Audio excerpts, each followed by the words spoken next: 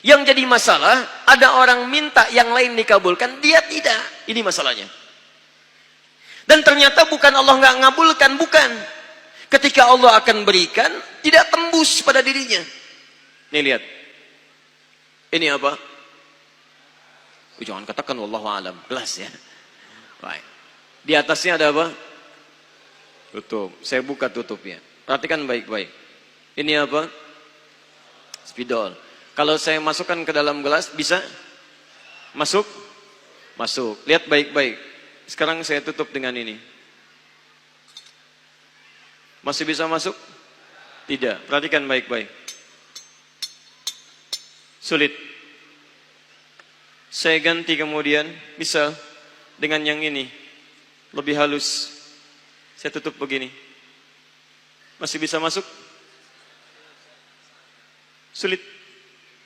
Mau dipaksa jadi masuk ke dalam, jadi kotor, tidak bisa diminum. Lihat baik-baik.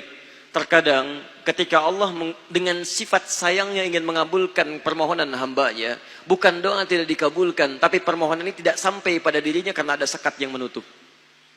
Itulah dosa. Itulah maksiat. Semakin pekat dosanya, semakin kuat penghalangnya, maka semakin sulit kemudian Allah memberikan rahmat yang turun pada dirinya. Maka banyak hadis menyampaikan kepada kita, lihat baik-baik. Saya sampaikan satu hadis dari Nabi SAW. Thumma dzakara rajula. Lalu Nabi mengisahkan tentang seorang lelaki. Yutilus safara, yang menempuh perjalanan yang jauh. Orang yang menempuh perjalanan jauh, maka doanya cepat dikabulkan oleh Allah Subhanahu wa ta'ala. Teman-teman yang ikut dari Bandar Lampung, ada yang tadi jaraknya 150 km Tulang Bawang dari sini. Lihat, begitu di jalan, mohon kepada Allah, minta. Ya, safar yang baik itu cepat mengabulkan doa. Orang ini safar. Yamuddu yadaihi ilas sama, dia mengangkat tangannya ke langit begini. Orang yang berdoa mengangkat tangan itu lebih cepat dikabulkan daripada yang diam. Hadisnya banyak. Di Abu Dawud nomor hadis 1480 sampai 1490.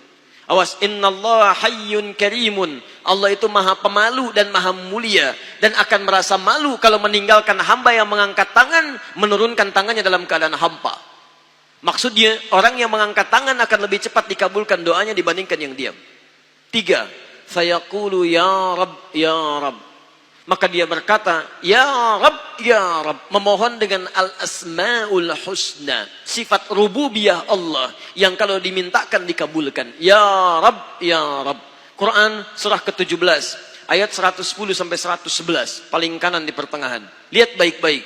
Allah menjamin dalam Al-Quran. Seseorang yang memohon kepada Allah. Dengan kalimat-kalimat al-asma'ul husna akan lebih cepat dikabulkan dibanding orang yang langsung memohon kepada Allah tanpa menyebut kalimat al-asma'ul husna.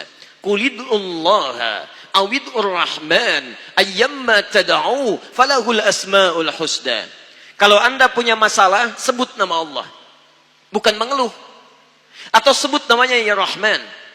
Tapi kalau Anda mampu, cari nama-nama Allah yang terbaik sesuai dengan persoalan yang sedang kita hadapi. Namanya Al-Asma'ul Husna. Jadi Asma'ul Husna itu bukan dihafal. Ya Allah, Ya Rahman, Ya Rahim, Ya Malik, Ya Qudus. Boleh dihafalkan. Tapi hafalan ini maksudnya membantu kita untuk bisa memilihnya saat kita membutuhkannya. Misal, Anda sedang punya masalah kesulitan. Mau berdoa, sebut namanya yang sesuai dengan kesulitan Anda. Ya Al-Fattah. Masalahnya rezeki, sebut ya Allah ya Razzaq. Di pekerjaan ada yang ganggu Anda, sebut ya Allah ya Jabbar. Anda punya masalah, ya Allah ya Sabar. Nggak harus disebutkan semuanya. Ya Allah ya Rahman ya Rahim ya Malik ya Qudus ya. Semua disebutkan. Masya Allah. Akhirnya yang tidak diminta pun diberikan. Anda nggak sedang punya masalah, ya Sabar ya Sabar. Sabar itu adalah permohonan kepada Allah supaya diberikan kesabaran saat punya masalah. Anda nggak sedang punya masalah, minta diberikan kesabaran. Itu artinya sama dengan minta masalah. Hati-hati. Banyak kalimat-kalimatnya, pilih. Kitab Al-Aqaid Al-Islamiyah, karangan Syekh Sayyid Sabiq, halaman 24-59, posisi paling kanan di pertengahan. Dikisahkan seorang lelaki bermohon kepada Allah setelah dia selesai menunaikan salat. Lihat kalimatnya. Allahumma innaka antal ahadus samad. Alladzi lam yalid wa lam yulad wa lam yakul lahu kufuwan ahad Allahumma inni as'aluka an taghfira liya. Dia sebutkan al-asmaul husna. Allahumma inni as'aluka innaka antal ahad. Ahad. As-samad. Al-asmaul husna. Alladhi lam yalid wa lam yulad wa lam yakul lahu kufuwan ahad. Allahumma inni as'aluka an taghfira liya. Mohon ampuni dosa saya ya Allah. Ampuni saya, ampuni saya. Apa jawab Nabi? At-tadri bimadza tas'al? Tahukah engkau barusan mengucapkan kalimat apa saat berdoa? Kata orang ini, wallahu wa rasuluhu a'lam. Kata Nabi, lihat kalimatnya. Faqad du'ita bi asma'illahil a'zam. Idza du'iya biha ajaba wa idza su'ila biha a'ta. Kamu baru saja berdoa memohon kepada Allah dengan nama-nama Allah yang paling agung, al-asma'ul husna. Yang kalau dimulai doa dengan menyebutkan itu, doa akan dikabulkan, permintaan akan diberikan. Tapi ini aneh. Lihat baik-baik. Orang tadi melakukan 3 hal. Perjalanan panjang. Masih ingat? Mengangkat tangan ke langit.